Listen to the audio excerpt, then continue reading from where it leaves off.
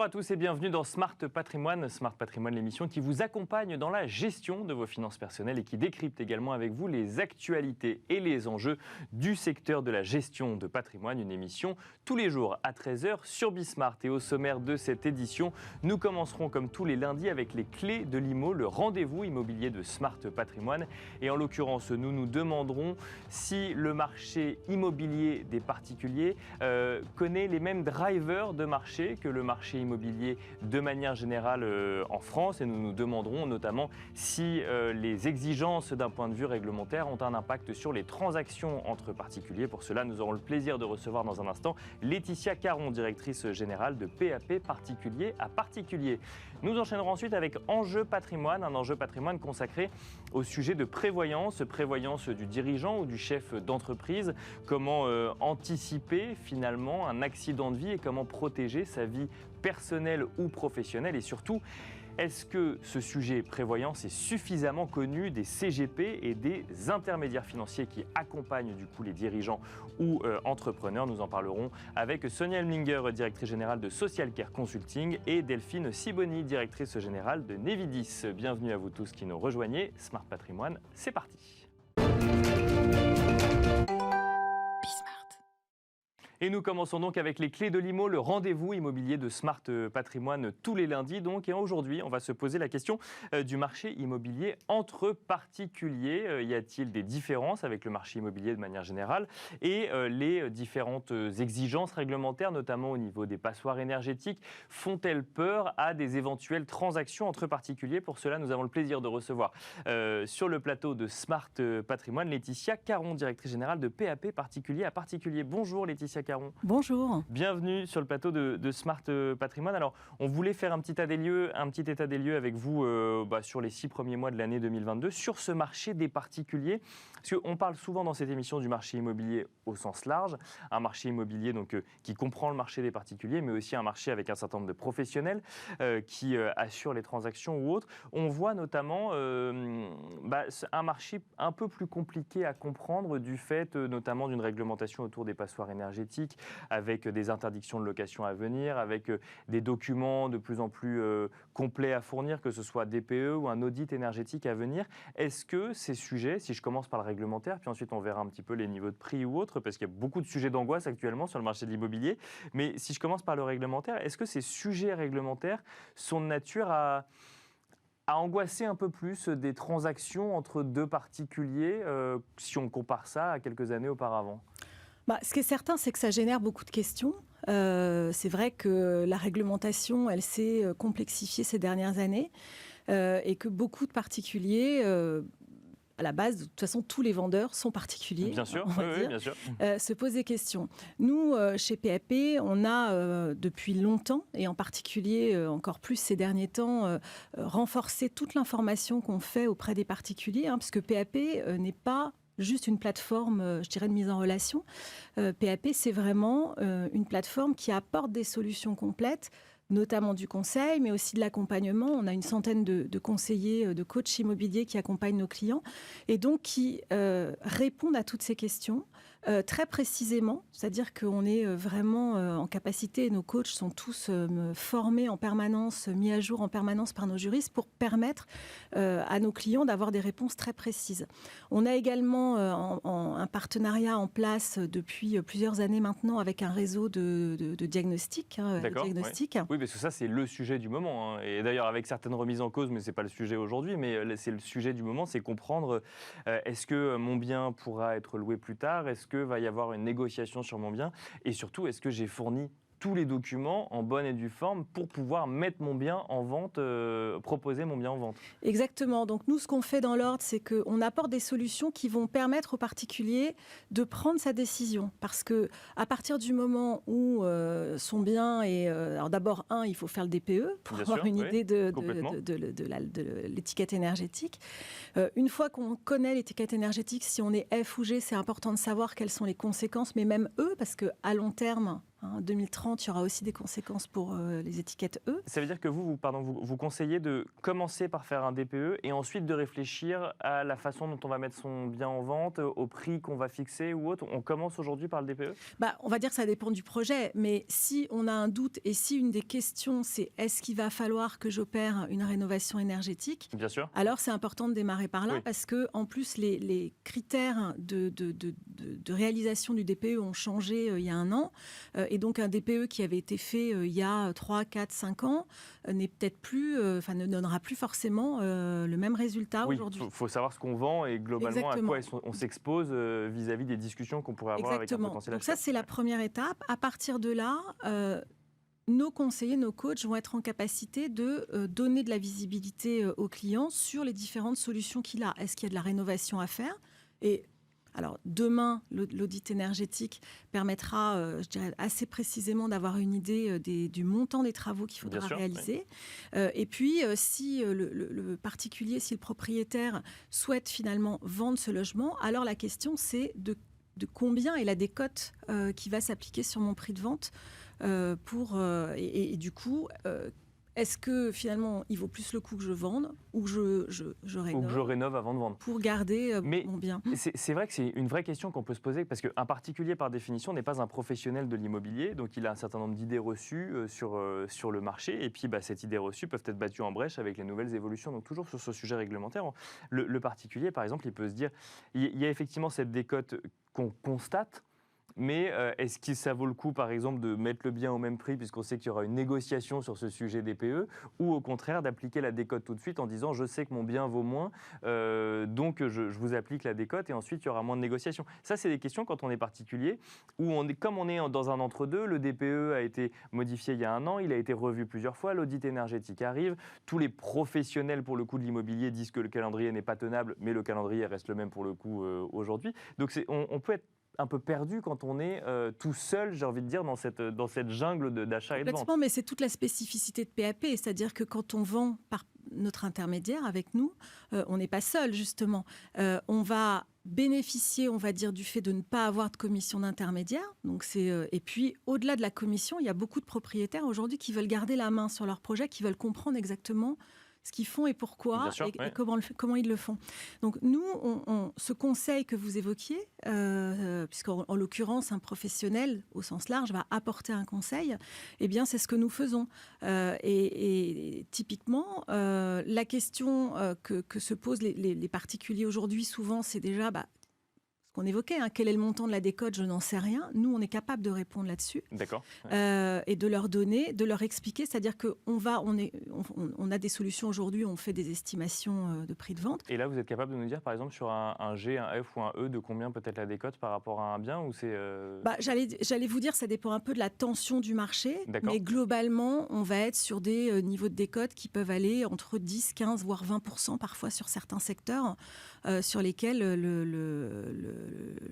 là où il y a des gros travaux de rénovation à faire. Et sur lesquels le marché est peut-être un peu moins tendu. Alors ça, c'est effectivement le sujet réglementaire. Il y a d'autres sujets d'angoisse aujourd'hui quand on veut vendre son bien. Si on reste sur le marché des particuliers, vous constatez, vous, des grands questionnements en 2022 que vous n'aviez pas il y a quelques années, que ce soit sur les niveaux de prix ou sur les taux qui commencent à remonter. Alors ça, c'est encore plus récent, mais c'est un sujet aujourd'hui pour se demander si on va toujours réussir à vendre son bien dans les mêmes conditions ou autre. Ce marché des particuliers est drivé de la même manière que le marché immobilier traditionnel ? Alors oui, dans le sens où il y a beaucoup de questions. Le prix, vous en parliez, c'est la première question pour beaucoup de propriétaires, même si aujourd'hui, ils ont beaucoup d'accès aux informations, parce qu'il y a beaucoup d'outils en ligne, etc. Mais finalement, la grande question, une fois qu'on a fait même une estimation en ligne, c'est quelle est la fiabilité de cette estimation ? Et puis surtout, il faut savoir le défendre vis-à-vis d'un acheteur. Bien sûr. Chez PAP, on a sorti donc plusieurs solutions, dont une solution de coaching immobilier où on leur intègre une estimation. Donc on remet un avis de valeur. Mais cet avis de valeur, on ne se contente pas de leur dire votre bien vaut tant. on leur explique comment a été calculé le prix. Donc, à partir de références, on a une base de données évidemment très complète. Sur l'historique de transactions, par exemple Alors, l'historique de transactions, bien sûr, ça, c'est un intérêt, je dirais, d'avoir des transactions récentes. On a évidemment aussi la base de données Etalab classique qui donne de grandes... Enfin, du coup, on a beaucoup de données disponibles, mais des données aussi récentes avec notre propre base. Parce que derrière, il faut que le particulier puisse aller défendre le prix. C'est-à-dire qu'une fois que lui-même est convaincu du prix, il faut qu'il aille convaincre globalement... Défendre, l'expliquer. Oui. C'est-à-dire que quand vous allez être en face d'un acheteur, vous voyez, tout à l'heure, vous me posiez la question sur le DPE. Est-ce qu'il vaut mieux afficher sans, je dirais, décote ou est-ce qu'il vaut mieux directement l'intégrer ? Ça, ce sont des questions sur lesquelles on va conseiller le particulier.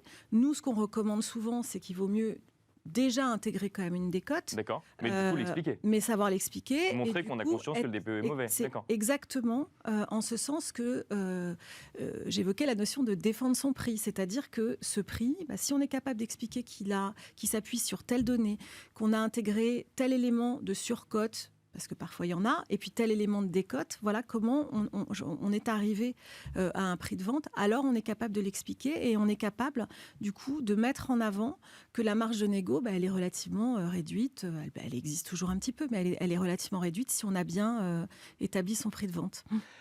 Justement sur le fonctionnement même de mise en vente de son bien quand on est particulier, effectivement on n'a pas de frais d'agence puisque globalement on ne passe pas par une agence. En revanche, ce qu'on ne paye pas en argent, on le paye en temps à faire des visites ou à négocier ou à défendre son prix ou autre.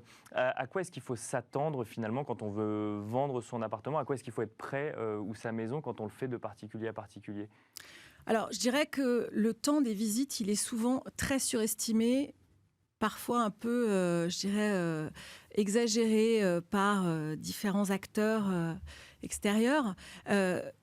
Nous, ce qu'on a mis en place également, c'est des solutions de visite virtuelle auxquelles tous les particuliers qui font appel à nous ont accès. D'accord. Donc, dans notre solution de coaching, il y a une visite virtuelle intégrée. Et ça marche bien ? C'est quelque chose qui est demandé par les... Alors, ça fonctionne bien. Ça a plusieurs intérêts. Le premier, vous évoquiez les visites, c'est que la première visite, finalement, se fait en ligne. Et donc, ça veut dire que quand un acheteur se déplace, alors il est déjà, je dirais, vraiment intéressé par le bien, parce qu'il a pu évaluer que le bien correspond à ses attentes.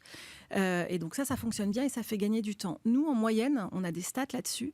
Et on finira là-dessus, parce qu'on n'a plus de temps. Les personnes qui font appel à nous dans le cadre de la formule coaching, 85% de ces clients vendent par PAP.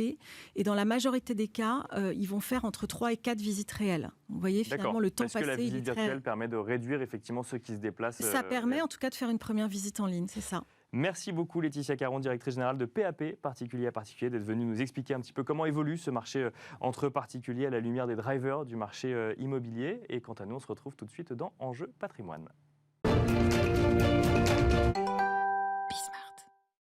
Et nous enchaînons à présent avec Enjeu Patrimoine, un enjeu patrimoine consacré au contrat de prévoyance auquel vous pouvez souscrire. On va se demander quel est le marché autour de la prévoyance. Pour cela, nous avons le plaisir de recevoir en plateau deux invités, deux expertes du sujet de la prévoyance. Sonia Hemlinger, tout d'abord, bonjour. Bonjour Nicolas. Bienvenue sur le plateau de Smart Patrimoine. Vous êtes directrice générale de Social Care Consulting et vous accompagnez notamment un certain nombre d'entrepreneurs ou de dirigeants d'entreprises sur ces sujets de prévoyance. Et nous avons également le plaisir d'avoir en plateau Delphine Sibony. Bonjour. Et bienvenue également sur le plateau de Smart Patrimoine. Vous êtes directrice générale de Nevidis et Nevidis propose des solutions de prévoyance, même si vous ne les distribuez pas directement, mais vous proposez du coup ces solutions aux intermédiaires ou aux distributeurs pour ensuite équiper entrepreneurs ou dirigeants d'entreprises. On va essayer de comprendre ensemble pourquoi ce marché semble être un marché qui intéresse beaucoup les intermédiaires financiers, les conseils en investissement financier ou les CGP, et pourquoi on n'y va peut-être pas autant que ce que voudraient les professionnels comme vous qui connaissent bien ce secteur. Déjà, on va peut-être commencer avec vous, Sonia Hemlinger. Quand on parle de prévoyance, on a coutume de comprendre qu'on anticipe en fait un certain nombre de risques, oui, pour soi ou pour son entourage, ou en tout cas où on anticipe la gestion des conséquences pour soi ou pour son entourage, que ce soit un arrêt partiel ou total d'activité, avec des incidents sur sa famille ou sur ses associés. Mais c'est plus large que ça, la prévoyance, ça va presque couvrir également des sujets d'emprunt quand on va souscrire un crédit auprès d'une banque. De quoi parle-t-on concrètement quand on parle de prévoyance ? Alors, la prévoyance, il y a 3 garanties majeures, le décès, l'invalidité, l'arrêt de travail. D'accord. Et ça couvre effectivement un large spectre, puisque ça couvre l'assurance emprunteur. Donc, si vous achetez votre maison, vous rachetez une entreprise.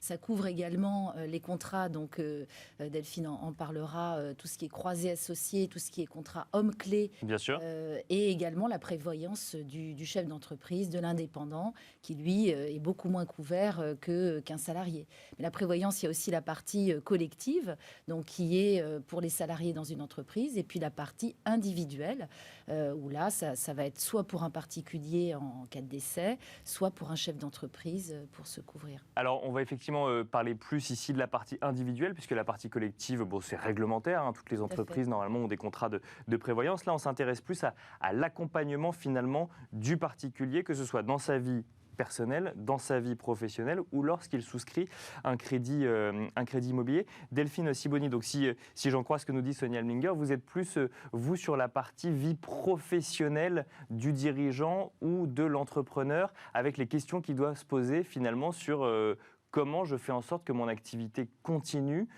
que mes associés ne sont pas impactés négativement par un accident de vie qui pourrait m'arriver, et comment est-ce qu'on fait en sorte que l'activité puisse continuer, même si on n'a pas cet homme clé finalement, ou femme clé d'ailleurs, on parle de garantie homme clé, mais bon, voilà, c'est de personne clé, d'accord. On enlève la notion de sexe qu'il y a derrière.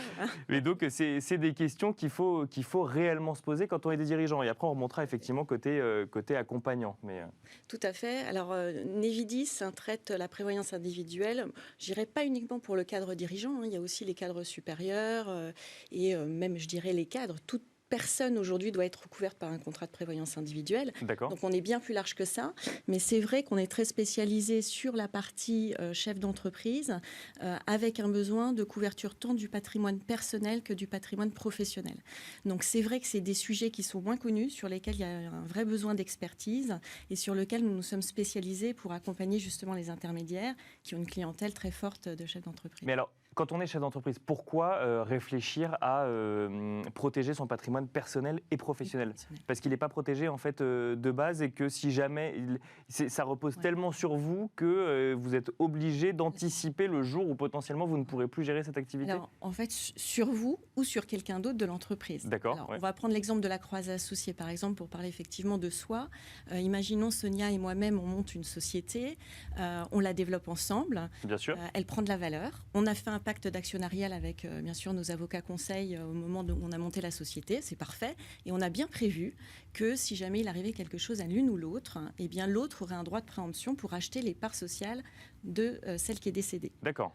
C'est bien de prévoir ça. Mais est-ce qu'au moment où le risque se réalise, on a de quoi financer ? Bien sûr, oui, le sujet, il est là, complètement. Et le sujet, il est là. Et c'est que plus l'entreprise prend de la valeur, puis c'est que ça coûte cher de racheter les parts de l'associé. Exactement. Et c'est pour ça qu'on intervient, c'est pour justement anticiper, aller jusqu'au bout. Parce qu'un pacte actionnarial sans prévoyance, en face, très souvent, ça ne sert à rien. Mais ça veut dire quoi ? Ça veut dire que, parce que si les deux, par exemple, si je reprends votre exemple, si les deux associés prennent un contrat de prévoyance, ça veut dire que c'est le contrat de prévoyance de la personne décédée qui va s'appliquer, ou le contrat de prévoyance de la personne qui reste, si je puis dire, qui permettra de racheter les parts de l'autre ? Alors en fait, on a plusieurs montages possibles. D'accord.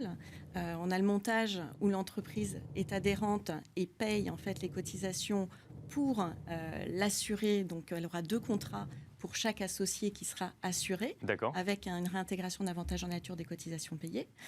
Où il y a l'autre possibilité, c'est qu'effectivement, chacun souscrit un contrat et soit s'assure sur sa propre tête au profit de l'autre, soit justement met en tête assurée l'autre associé, d'où le nom croisé associé qu'on retient. Mais donc ça vaut dans un cas précis d'association. Il y a aussi des sujets familiaux qui peuvent exister quand on est entrepreneur, entrepreneuse ou entrepreneur avec un E, ou dirigeant ou dirigeante d'entreprise.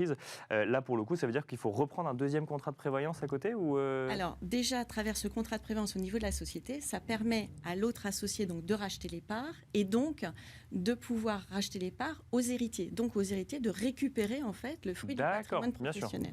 Donc, ça, c'est une chose très importante. Et après, effectivement, vous avez le côté familial et personnel. Et là, vous avez les solutions de protection personnelle qui permettent de couvrir, de s'assurer contre un risque pour pouvoir assurer un revenu de remplacement, l'éducation de ses enfants en cas de, tout simplement, d'aléas de décès ou d'invalidité, incapacité. Sonia Hemlinger, la question qu'on peut se poser quand on entend effectivement, quand on comprend un peu mieux tous ces mécanismes et notamment d'accompagnement, on se dit, bon, effectivement, alors quand on va voir un CGP, on a anglais, effectivement, CGP, mais on pourrait élargir à tout ce qui est intermédiaire en conseil financier ou courtier en investissement financier. Généralement, on va voir un CGP ou un intermédiaire financier pour savoir comment optimiser au mieux son patrimoine existant, pour potentiellement dégager une rentabilité ou pour prévoir une transmission à ses enfants ou pour financer un projet plus tard pour la retraite. Ce sujet prévoyance, il est pris en compte, il est intégré par les CGP, par les distributeurs de produits financiers aujourd'hui, ou ça reste un peu le maillon faible de la chaîne ? Alors, pas suffisamment. D'accord. C'est sûr, quand on voit quelques chiffres et qu'on voit que la moitié des indépendants, des chefs d'entreprise ne sont pas couverts par un contrat de prévoyance. D'accord, pas du tout. Pas du tout. Aucun contrat de prévoyance, d'accord. Aucun contrat, donc c'est presque 1 sur 2, donc c'est un chiffre très important. Donc évidemment, on se demande qu'est-ce qui s'est passé. En tous les cas, bon, il y a quand même plusieurs raisons à cela par rapport aux conseillers en gestion de patrimoine. C'est vrai que ce sont des sujets très complexes, c'est assurantiel, ce sont des contrats, il y a des centaines de contrats de prévoyance, donc il faut quand même en faire régulièrement, se former également à ça. Parce qu'effectivement, les conséquences peuvent être graves si jamais on fait un mauvais choix. Donc ça veut dire que finalement, les intermédiaires, ou en tout cas, si je reprends le terme CGP, mais qui englobe de manière assez large, les CGP ne proposent pas suffisamment ces contrats parce qu'ils sont difficiles à comprendre, même pour un professionnel, pour ensuite proposer le bon contrat à la bonne personne. Oui, il faut vraiment se former et également se mettre à la page parce qu'il y a une constante évolution des contrats. Donc, effectivement, ça demande une certaine mécanique, on va dire. Après, il y a d'autres freins qui ne sont pas dus au CGP. Il y a aussi une 60aine de régimes de prévoyance différents. D'accord. Donc là, ça complexifie encore plus la globalité. Pour le dirigeant. Pour le dirigeant et pour le conseiller aussi, parce qu'en fonction des statuts sociaux des clients, ça va encore complexifier la chose. Mais ça veut dire, pardon, que quand on est dirigeant d'entreprise, on n'a pas forcément accès à un contrat de prévoyance. Il y a ensuite 60 façons différentes d'être dirigeant d'entreprise, selon le statut de l'entreprise, selon peut-être le secteur ou la convention collective du secteur. Et donc, ah oui, d'accord. Donc, ça nécessite quand même une certaine expertise, voire spécificité prévoyance, oui. Tout à fait. Et puis ensuite, il y a d'autres freins. Bon, déjà, on en avait déjà parlé ici, mais la culture latine n'est pas... on n'a pas envie d'anticiper le pire. Voilà, alors que les anglo-saxons sont un peu plus, anticipent un peu plus ces sujets. Et puis, c'est vrai que pour un CGP, vous allez parler comme vous le disiez, de faire évoluer son patrimoine, de le valoriser, d'investissement, par exemple, dans une entreprise qui sera peut-être un jour une licorne, private equity, etc. C'est moins glamour, si on peut dire, de parler de décès, d'invalidité, de qu'est-ce que vos enfants vont faire si vous décédez. C'est un petit peu moins positif. Donc, on a toujours un peu peur, peut-être, sur ces sujets. Alors que c'est essentiel. Un CGP ne peut pas protéger le patrimoine des clients et la famille sans parler de la prévoyance. À partir du moment où on parle d'accompagnement, effectivement, ça fait partie normalement de l'accompagnement en matière de patrimoine, dès lors qu'on parle en plus de patrimoine familial, puisque qu'est-ce qui se passe quand cette source de revenus, si jamais c'est la revenu prioritaire ou en tout cas la revenu la plus importante du cercle familial, disparaît du jour au lendemain? Comment est-ce qu'on gère la suite? Donc c'est ça en fait qui... Mais est-ce que c'est un manque de connaissance du dirigeant ou un manque de proposition finalement ou de volonté de proposer du monde des CGP? La question, elle est là en fait. Et c'est un peu des deux, si je comprends bien. C'est un peu des deux. Oui, tout à fait. Mais Delphine le voit aussi sur le terrain avec des intermédiaires.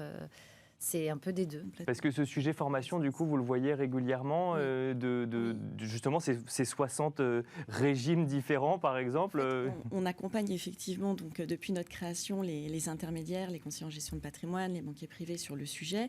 Et on voit effectivement qu'il y a un vrai besoin de formation, d'accompagnement, de pédagogie pour arriver à acculturer et à faire rentrer en fait ces solutions-là dans les études patrimoniales en fait. Sachant que pourtant la prévoyance, ça devrait être le premier acte dans la gestion de patrimoine puisque c'est le socle d'une bonne organisation patrimoniale. Et quand on sait qu'aujourd'hui en plus il y a quand même le devoir de conseil qui est quand même bien présent. Bien sûr. Comment peut-on conseiller aujourd'hui en proposant de valoriser sans protéger? Puisque la valorisation, elle a aussi comme objectif d'aller jusqu'à la transmission.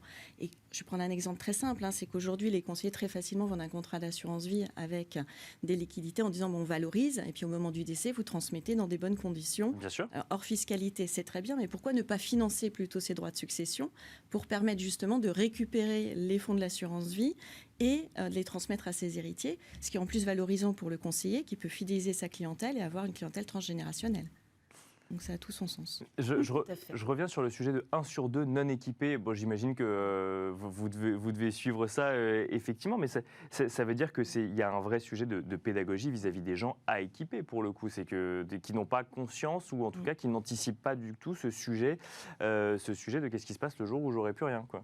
Tout à fait. Il y a vraiment de la pédagogie. Alors, nous, ce qu'on essaye de faire, c'est effectivement de la faire vis-à-vis de nos intermédiaires pour qu'eux puissent après naturellement effectivement le faire auprès de leurs clients. Donc, on les accompagne sur la formation et on les a accompagnés aussi en créant une plateforme justement full digital avec des services également. Je pense notamment au client final. C'est-à-dire qu'une fois qu'on a convaincu le client de l'intérêt de mettre en place sa prévoyance individuelle. Donc votre client, qui est le distributeur, voilà. Bien sûr. Et quand lui a réussi à convaincre le client final, celui qui va adhérer au contrat d'assurance de le mettre en place, on n'est pas encore au bout de nos peines parce qu'il faut aller jusqu'à l'adhésion du contrat, parce qu'il y a un parcours médical également. D'accord. Et donc on ne peut pas se contenter juste d'expliquer ce que c'est l'intérêt, il faut réussir à aller jusqu'au bout. Donc il faut accompagner le client final jusqu'au bout. Et pour ça, nous, on a mis des services associés de manière à faire en sorte d'avoir un très bon taux de transformation et notamment un des services qui est très important, c'est un service qu'on a mis en place avec un partenaire en conciergerie médicale qui est Concilio, qui accompagne tous les clients sur le parcours médical. Et ça, c'est très important, je pense que Sonia pourra le témoigner. Sonia Hemlinger, justement, dans le temps qui nous reste, ce sera ma dernière question, ou en tout cas une de mes dernières questions, mais mélanger gestion de patrimoine et médical, c'est un frein potentiellement pour les gens à qui on explique qu'il faut souscrire des contrats de prévoyance pour... C'est un frein, ça c'est sûr, et c'est vrai que ces systèmes Concilio, on l'utilise évidemment, de conciergerie médicale où le chef d'entreprise qui n'a pas le temps de prendre les rendez-vous, il peut se retrouver aussi dans des déserts médicaux, il faut prendre rendez-vous avec le cardiologue, avec la prise de sang, etc. Là, les ennuis commencent parce que le client se dit « oh là là, il va falloir faire tout ça », et finalement, il abandonne le projet et il ne se couvre pas. Oui, et on verra le jour où j'aurai un problème. Exactement. Alors que quand il y a une conciergerie médicale qui va tout organiser pour lui, il va juste se présenter à telle heure, en 1 heure, tout sera réglé. Là, on arrive enfin au bout de la souscription du contrat. Et c'est une aide, vraiment, ça nous change la vie d'avoir ça. Et alors, dernière question, Sonia Hemlinger, qu'est-ce qu'il faudrait faire pour que ce sujet soit plus développé vis-à-vis du client final, mais vis-à-vis aussi de ceux qui proposent ou qui devraient plus proposer ce contrat? Plus de formation, plus de pédagogie? Plus de formation, effectivement, plus de pédagogie, peut-être en parler, plus de communication. Donc, grâce à des chaînes comme les vôtres, ça permet d'en parler aux professionnels et effectivement leur montrer que c'est pas si compliqué et qu'on doit impérativement, dans le cadre d'un conseil global, proposer la prévoyance à nos clients.